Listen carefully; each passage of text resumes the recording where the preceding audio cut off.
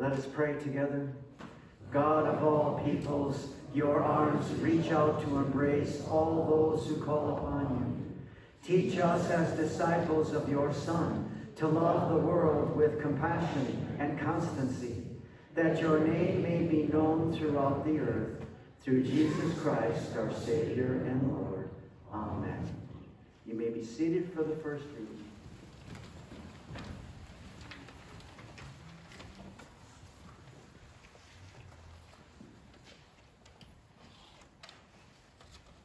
The first reading comes from Isaiah chapter 56, verses 1 and 6 to 8. Thus says the Lord, maintain justice and do what is right, for soon my salvation will come and my deliverance be revealed. And the foreigners who join themselves to the Lord, to minister to him, to love the name of the Lord, and to be his servants, all who keep the Sabbath and do not profane it, and hold fast my covenant, these I will bring to my holy mountain, and make them joyful in my house of prayer. Their burnt offerings and their sacrifices will be accepted on my altar, for my house shall be called a house of prayer for all peoples. Thus says the Lord, who gathers the outcasts of Israel, I will gather others to them besides those already gathered. Here ends the reading.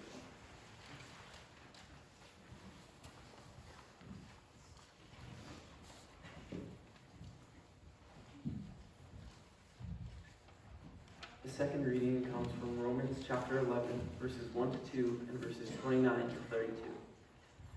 I ask then, has God rejected his people? By no means. I myself am an Israelite, a descendant of Abraham, a member of the tribe of Benjamin. God has not rejected his people from whom he foreknew. For the gifts and the calling of God are irrevocable. Just as you were once disobedient to God, but have now received mercy because of their disobedience, so they have now been disobedient, in order that, by the mercy shown to you, they too may now receive mercy. For God has imprisoned all in disobedience, so that he may be merciful to all. Here ends the second reading.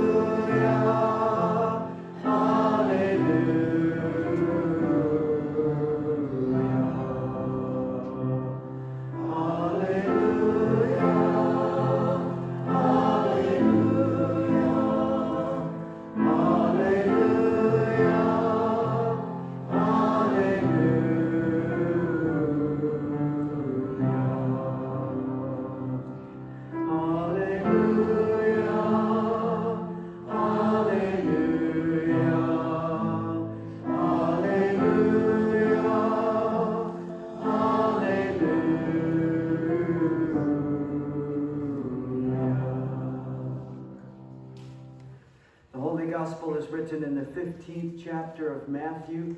Let us read these words together. Jesus called the crowd to him and said to them, listen and understand. It is not what goes into the mouth that defiles a person, but it is what comes out of the mouth that defiles. Then the disciples approached and said to him, do you know that the Pharisees took offense when they heard what you said? And he answered, every plant that my heavenly Father has not planted will be uprooted. Let them alone. They are blind guides of the blind. And if one blind person guides another, both will fall into a pit. But Peter said to him, explain this parable to us. Then he said, are you also still without understanding? Do you not see that whatever goes into the mouth enters the stomach and goes out into the sewer? But what comes out of the mouth proceeds from the heart, and this is what defiles. For out of the heart come evil intentions, murder, adultery, fornication, theft, false witness, slander. These are what defile a person, but to eat with unwashed hands does not defile.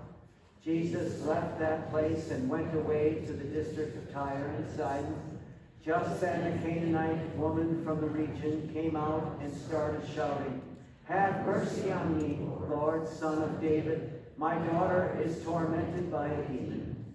But he did not answer her at all. And his disciples came and urged him, saying, "Send her away, for she keeps shouting after us." And he answered, "I was sent only to the lost sheep of the house of Israel." But she came and knelt before him, saying, "Lord, help me."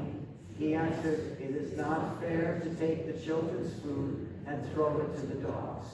And Jesus said, "Yes, Lord, yet even the dogs eat the crumbs that fall from their master's table."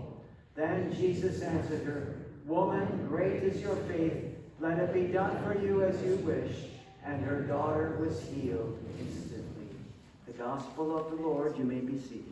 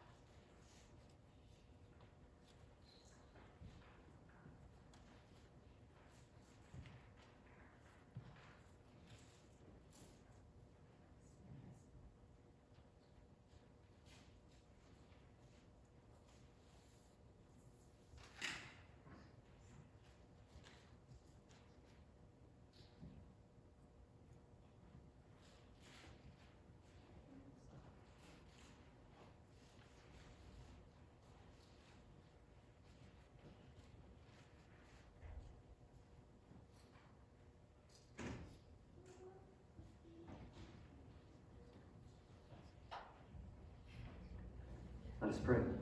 Dear God, be with us this morning as we are gathered in your name, and bless both the preaching and the hearing of your word. Amen.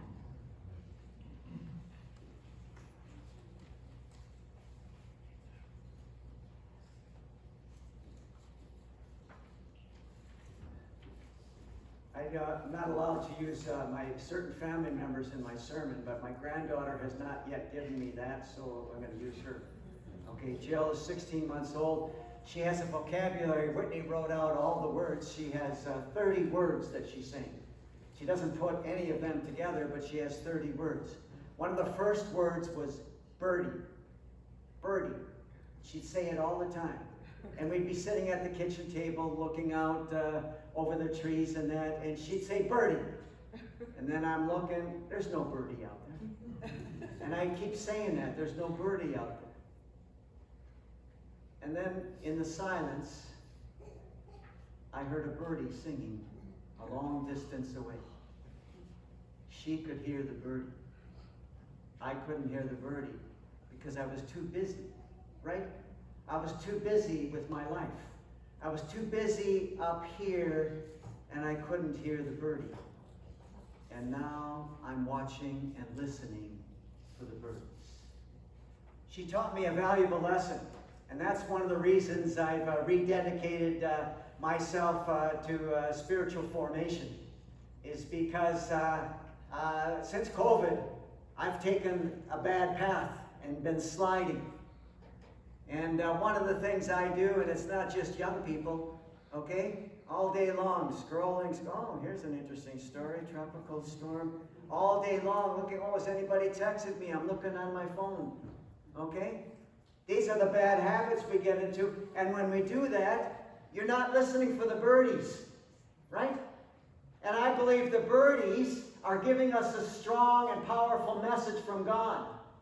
Okay? The message is, you are loved by God. Listen to these words. How can the birds sing all day long, right? All day long, every day, because they are singing this powerful message. And we're so busy. We're so busy with our digital world and television and radio. We're not listening. We're not seeing the great things that God has for us. And the gospel reading that we just read together, the disciples warned Jesus, the scribes and the Pharisees don't like what it is that you're saying about them. And so Jesus went on to say, well, it's the blind leading the blind, okay? If the blind teachers are leading and the blind are following, they will all fall into the pit. And if they didn't like Jesus before, they certainly didn't like him after he spoke these words. But the blind leading the blind. And that's a metaphor for us today, and I have to believe that that's what's happening in our world, isn't it? In so many of the political arenas around the world, the blind are leading the blind. Are the people who are leading us, are they spiritual people? Are they woke people? You'll hear that expression a lot, okay? And some people are blaming the United States women's national soccer team. They lost early, and they blame it because they were quite outspoken on the gay, lesbian, and transgender issues. And that's why they are being punished for their outspokenness and their woke understanding. The opposite of woke is what? Sleep, right? People are saying we shouldn't be woke. Well, that means you should stay asleep. I'm not going to stay asleep, okay? And that's what the world is doing. We're either blind or we are asleep and blindly following those who call us. I don't believe that that's the life that Jesus is calling us to. He's calling us to a deeper life. And one of the reasons that we find ourselves in the world, in the place that we are in, is because the blind are leading the blind. There are so few people who have a deep spiritual understanding about life. And those people who have it aren't the leaders of the world. One of the major issues, climate change, right? First storm in history, hurricane is coming into California. You don't think that has something to do with global warming and the climate change? It does. It all does. And the temperatures off Miami, the water is 98 degrees Fahrenheit. Unprecedented. One of the reasons we have this issue and problem is because we are all following the things that the world is teaching us. Have more. Have more possessions. Become richer. Become more powerful. More famous than anybody else. And then you will be happy. Seriously? If that's the case, why is there so much depression? Why is there so much anxiety in our world? It's not just in North America. It's across the world. It's because these things that the world is teaching us will not give us what we're looking for.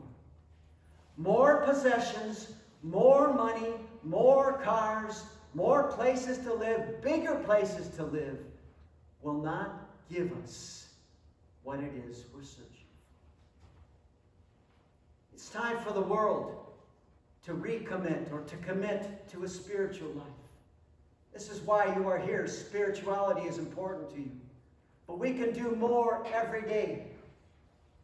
Every day getting up in the morning and doing a meditation is quieting the mind. And during the day, you're going to be pulled in so many directions with all the digital things. And if a couple times during the day, you can close your eyes and breathe in and breathe out and listen for the birdies. Listen to that message of how much God loves you.